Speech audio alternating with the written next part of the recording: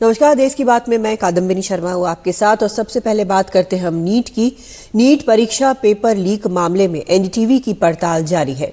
गुजरात के गोधरा का Jhalaram international school, Jharkhand के हजारीबाग का ओएसिस पब्लिक स्कूल और हरियाणा के बहादुरगढ़ का हरदयाल पब्लिक स्कूल, इन नीट सेंटर्स में सबसे ज्यादा गड़बड़ी की शिकायत मिली थी।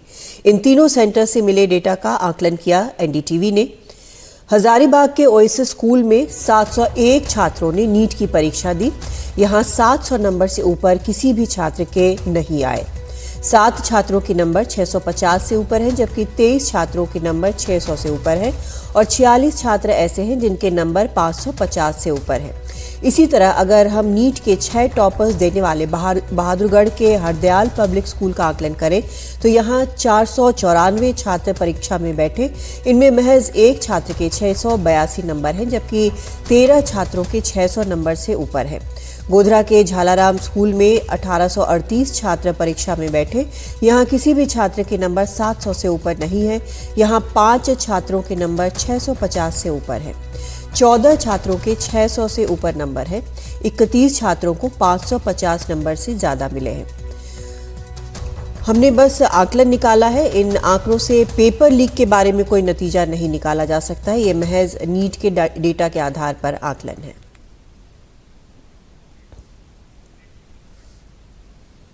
वहीं नीट रिजल्ट के ताज़ा डेटा में राजस्थान में सीकर के आंकड़े हैरान करने वाले हैं। पूरे देश में राजस्थान के सीकर से रिकॉर्ड तोड़ अंक छात्रों को आए हैं।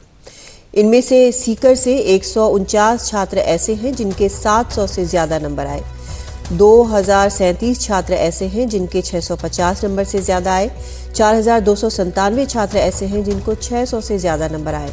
6038 छात्र ऐसे हैं जिनको 550 नंबर से ज्यादा आए और 8225 छात्र ऐसे हैं जिनके 500 से ज्यादा नंबर आए।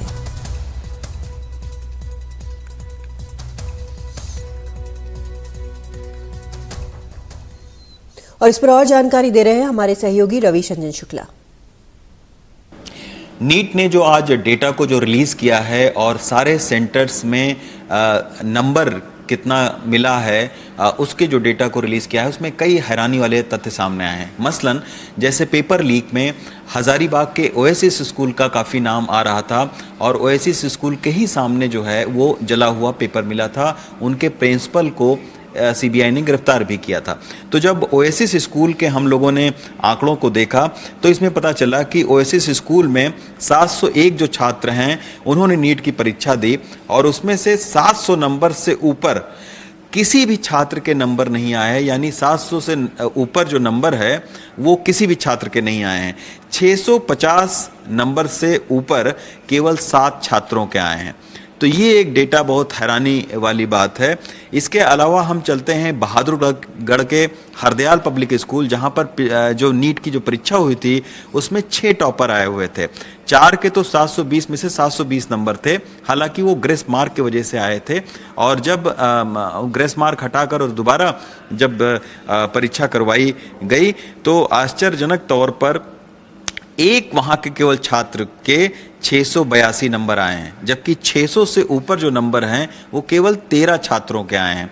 इसी तरीके से अगर हम गोधरा के झालाराम स्कूल की बात करें, जहां पर ये सूचना मिली थी कि यहां पर पैसा लेकर पेपर लीक करवाया जा रहा था, तो यहां पर भी जो है अगर हम गोधरा की बात करें तो यहां पर 1838 छात्रों ने परीक्षा दी थी और 700 से ऊपर किसी भी छात्र के नंबर नहीं आए हैं। इसी तरीके से 5 केवल ऐसे छात्र हैं जिनके 650 से ऊपर नंबर आए हैं। तो ये 3 जो सेंटर्स से थे जिनकी बहुत चर्चा हो रही थी, लेकिन इनके जो आंकड़े हम देख रहे हैं उनमें कोई उस तरीके की बात जानकार कह रहे हैं कि नहीं है। लेकिन चौंकाने वाले आंकड़े जो है वो सीकर से आए हैं। सीकर में ये कहा जा रहा है कि जो टॉप 50 यानी जो टॉप 50 सेंटर हैं जहां पर सबसे ज़्यादा जो बच्चे चुने गए, उसमें एक तो गुजरात का राजकोट है जो सबसे टॉप पर है। यहाँ पर 1968 छात्रों ने परीक्षा दी थी, उसमें से 112 छात्रों के 700 से ज़्यादा नंबर आए हैं। और ऐसे और इसी तरीके से माफ़ करिएगा 112 ऐसे छात्र हैं जिनके 650 से ऊपर नंबर आए हैं।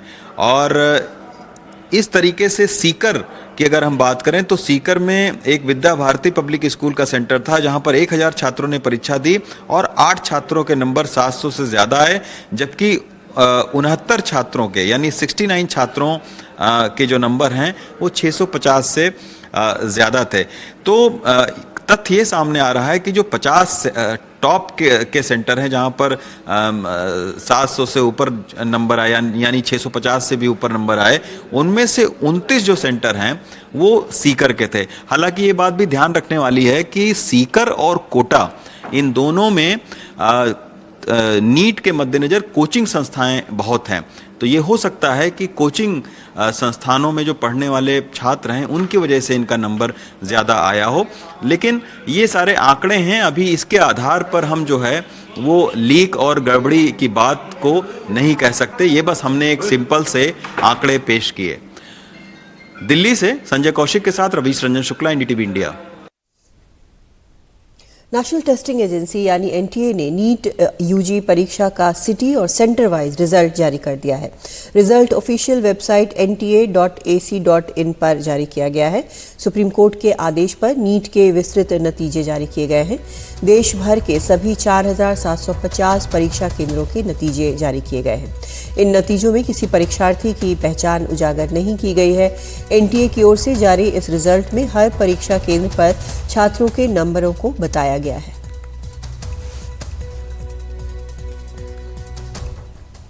रांची में भाजपा की विस्तृत कार्य समिति की बैठक में अमित शाह ने कहा कि देश में सबसे करप्ट सरकार जेएमएम की है। यहां 300 करोड़ का जमीन घोटाला, 40 करोड़ का शराब घोटाला, 1000 करोड़ का खनन घोटाला, 1000 करोड़ का मनरेगा घोटाला और हजारों करोड़ का ट्रांसफर पोस्टिंग घोटाला हुआ है। ये घोटालों वाली सरकार है। 81 में से 52 सीटें उस पर भारतीय जनता पार्टी को बढ़त मिली। ये बताता है कि आने वाले दिनों में सरकार किसकी बनने वाली है। भाई, मैं आज बताकर जाता हूं, कांग्रेस वालों, हेमंत सोरेन जी लिख कर रख लो, दीवार पर लिखा हुआ मैं पढ़ पाता हूं। झारखंड में 24 के चुनाव में पूर्ण बहुमत से भारतीय जनता पार्टी की सरकार बनने जा रही है। उधर हरियाणा के पंचकुला में आम आदमी पार्टी की नेता सुनीता केजरीवाल ने अरविंद केजरीवाल की 5 गारंटी को लॉन्च किया। इन गारंटियों में दिल्ली और पंजाब की तरह फ्री बिजली का वादा किया गया है। आपने कहा है कि दिल्ली और पंजाब की तरह हरियाणा में भी मोहल्ला क्लिनिक बनाएंगे। सरकारी अस्पताल अच्छे होंगे, सरकारी स्कूलों को अच्छा बनाएंगे। जीते तो हरियाणा की हर महिला को प्रति माह 1000 रुपए देने की बात है। हर युवा बेरोजगार को रोजगार देने का भी वादा है।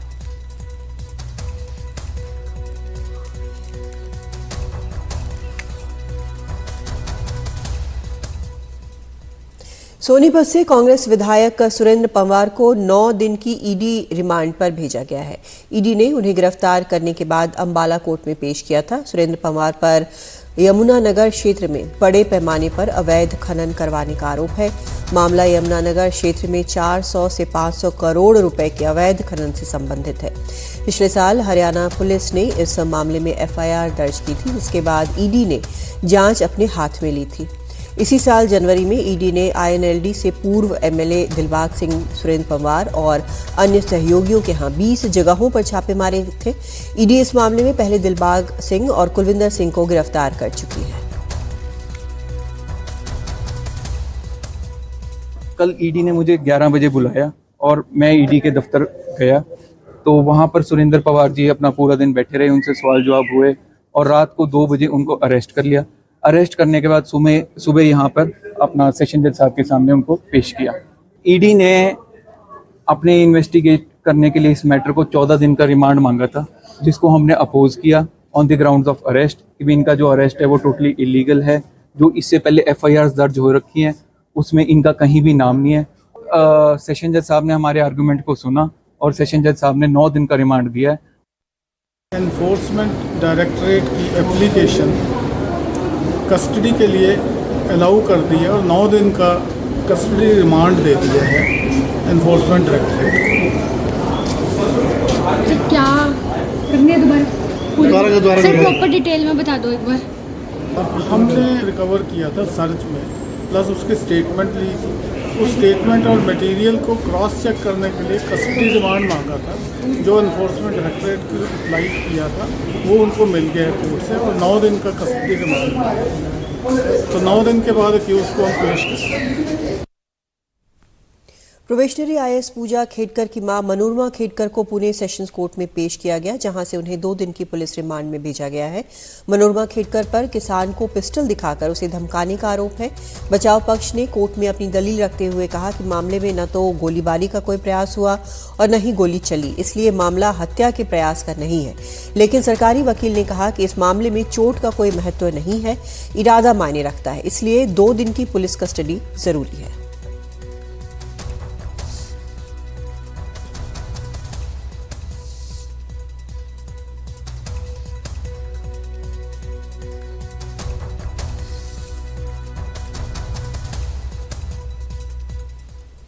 और अब आपके लिए एक सवाल, जिस पर आप अपनी राय हमें QR कोड को स्कैन करके दे सकते हैं और अपना जवाब भेज सकते हैं। सवाल यह है, क्या बजट से पहले 8वें वेतन आयोग का गठन होना चाहिए?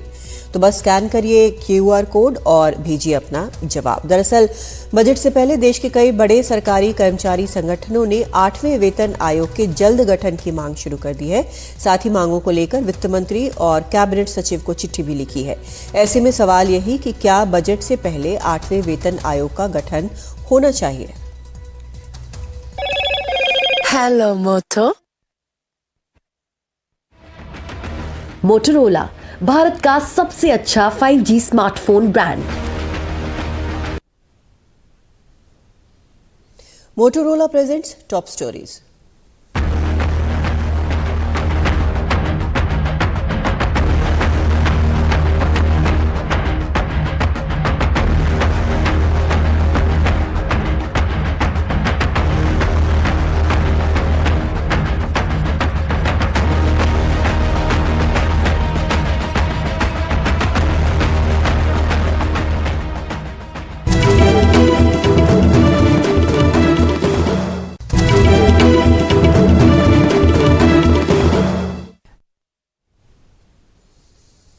उत्तर प्रदेश के बाद अब उत्तराखंड में भी कह दिया गया है कि 22 जुलाई से शुरू होने वाली कांवड़ यात्रा के रास्ते में पड़ने वाले होटलों, ढाबों और खाने पीने से जुड़े रेहड़ी ठेले वालों को अपनी दुकानों के आगे अपने नाम और पते का बोर्ड लगाना होगा। अब कांवड़ यात्रा के दौरान पड़ने वाले रास्ते में ऐसे बोर्ड जरूरी हो गए हैं जिन पर दुकानदार का नाम लिखा हो, ताकि आने वाले कांवड़ियों को ये पता चले कि वो खाना किसके यहाँ खा रहे हैं। इस नियम को क्यों लागू किया जा रहा है, ये बात हरिद्वार के एसपी और जिलाधिकारी ने बताई।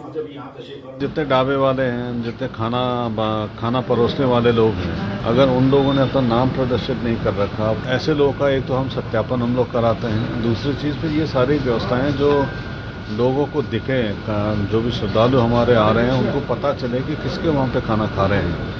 और जिन लोग को ये परमिशन वगैरह दे रहे हैं हम SDM लेवल पे, उसमें ये सुनिश्चित भी कराएंगे कि उसमें फूड की क्वालिटी भी हमारी अच्छी हो। कई बार विवाद की स्थिति हो जाती है क्योंकि उसमें प्रोपराइटर्स का नाम नहीं लिखा होता है और कई बार कांवड़ यात्री इस बात को लेकर आपत्ति भी करते हैं। तो इस संबंध में हरिद्वार पुलिस जितने भी कांवड़ पटरी या कांवड़ के जो हाईवे है इसके निकट जितनी भी शॉप्स हैं, रेस्टोरेंट हैं, होटल ढाबे हैं और जो रेडी ठेली वाले हैं, उनका सबका सत्यापन करके जो उनके प्रोपराइटर्स के नाम हैं उसको उसमें इंगित करने के लिए हम लोग जोर दे रहे हैं। साथ में जो उनके QR कोड्स हैं उसको भी उसमें इंगित करने की जरूरत है। लेकिन इस फैसले पर विवाद खड़ा हो गया है। पूर्व मुख्यमंत्री हरीश रावत ने कहा कि ये कदम समाज को बांटने वाला है। बहुत ही गलत डिसीजन है, दुर्भाग्यपूर्ण डिसीजन है। ये सामाजिक वैमनस्य को बढ़ाने वाले डिसीजन है। जिस छुआछूत को भारत ने आज़ादी के मिलने के साथ दफन कर दिया, अब उसको ये नए रूप में नए संस्करण के साथ पैदा करने का काम कर रही हैं दोनों सरकारें जो है। उत्तराखंड के मुख्यमंत्री कह रहे हैं कि इस फैसले के पीछे मंशा किसी को नुकसान पहुंचाना नहीं है। ये किसी को टारगेट करके या किसी को नुकसान पहुंचाने के लिए नहीं है, केवल इतना भर है कि अपनी आइडेंटिफिकेशन हो जाए। कई बार आपराधिक घटनाएं भी सामने हुई हैं, हर की पैड़ी पर कई सारे ऐसे मामले आए हैं कि बाद में जो है हमको ऑकवर्ड स्थिति से गुजरना पड़ा है, उस स्थिति से न गुजरना पड़े।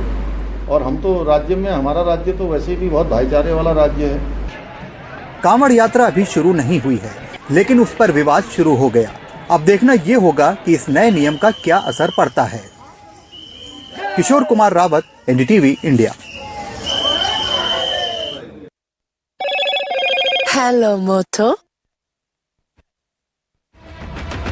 मोटोरोला, भारत का सबसे अच्छा 5G स्मार्टफोन ब्रांड।